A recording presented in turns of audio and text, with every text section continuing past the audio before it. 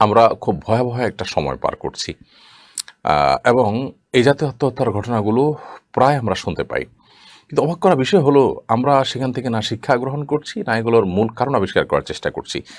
আ বিভিন্ন সামাজিক সংগঠনগুলো এটা নিয়ে কাজ করে, তাদের বিভিন্ন গবেষণা আছে। তারা বিভিন্ন কারণ বলে থাকেন, বেকারত্ব, টাকা-পয়সার অভাব, এটা সেটা ইত্যাদি।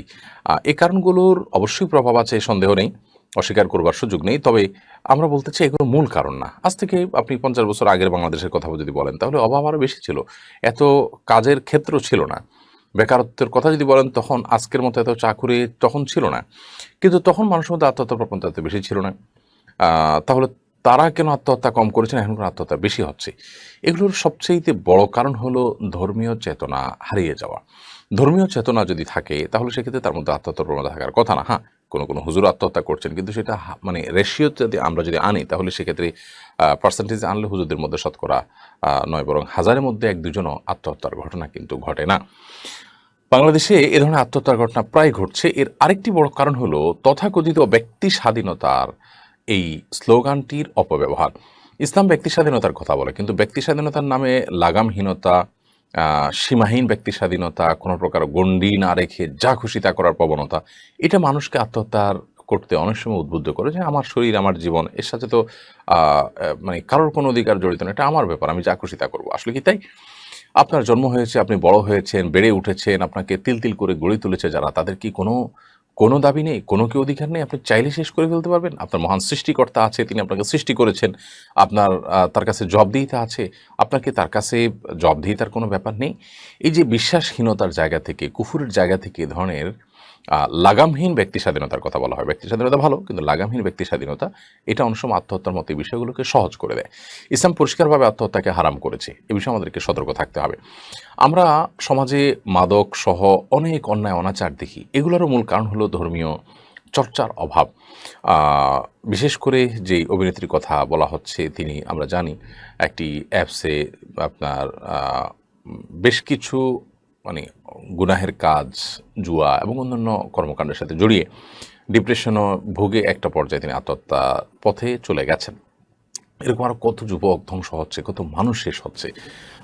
এই অন্যায়গুলোর ব্যাপারে কঠোর ব্যবস্থা কিন্তু গ্রহণ করা হয় না। দেখুন, একটা জীবন চলে গেল, কিন্তু এটার ব্যাপারে যাতে এগুলো ব্যবহার করতে না পারে বা তরুণের যেন এদিকে না ঝুঁকে, তার জন্য কোনো উদ্যোগ কিন্তু নেই। অর্থাৎ মূল কাজের কাজ আমরা করছি না। যার কারণে কিন্তু আত্মহত্যা কিন্তু বাংলাদেশে বেড়েই চলেছে। ২০১১ সনে বাংলাদেশে আত্মহত্যার প্রবণতায় পৃথিবীতে বাংলাদেশ ছিল ৩৮তম। মাত্র ৪ বছরের ব্যবধানে ২০১৪ সনে এসে সেই বাংলাদেশ আত্মহত্যা প্রবণতায় পৃথিবীর ১০ম স্থান দখল করেছে। মানে ৩৯%-এরও বেশি বেড়েছে মাত্র ৪ বছরের ব্যবধানে আত্মহত্যা। এবং ২০২১-এ বা ২১-২২-এ আত্মহত্যা প্রবণতা শিক্ষার্থীদের মধ্যে কি পরিমাণ ছিল? ৩৬৪ জন শিক্ষার্থী আত্মহত্যা করেছে মাত্র ১ বছরে, ২১ অথবা ২২-এ অথবা ২১-২২-এ মিলিয়ে ১ বছরে। তো এটা শিক্ষার্থীদের মধ্যে, ইউনিভার্সিটির শিক্ষার্থী, বিশ্ববিদ্যালয়ের শিক্ষার্থীদের মধ্যে এটি ঘটেছে। তো এইভাবে শুধুমাত্র করোনার সময় ১৪,০০০ মানুষ বাংলাদেশে আত্মহত্যা করেছে। এই বিষয়গুলো বাংলাদেশের প্রথম সারির জাতীয় দৈনিকের গেল ৯ সেপ্টেম্বর একটি রিপোর্টে প্রকাশিত হয়েছে। ১০ই সেপ্টেম্বর আ আত্মহত্যা প্রতিরোধ দিবস পালিত হয় গোটা বিশ্বজুড়ে। আমাদের দেশ, আ আমরা আমাদের দেশে দালান কোঠা, গাড়ি, অন্যান্য দিক থেকে অবকাঠামো এবং অন্যান্য দিক থেকে গড় আয় মানুষের সবকিছু বেড়েছে এবং ভালো থাকার উপকরণগুলো বেড়েছে। বাট দুঃখজনক বিষয় দেখতে পাচ্ছি আমরা যে মানুষ কিন্তু অশান্তিতে আস্তে, আস্তে আরো বেশি প্রবেশ করে যাচ্ছে। নবী সাল্লাল্লাহু আলাইহি ওয়াসাল্লাম সেই কথাটা যেন আবারও জ্বলে উঠছে আমাদের সামনে। লাইসাল গিনা বিকাসরাতিল আরদ ওয়ালাকিন্নাল গিনা গিনান নাফস। অনেক সম্পদ থাকার নাম সচ্ছলতা নয়, ধনী হওয়া নয়।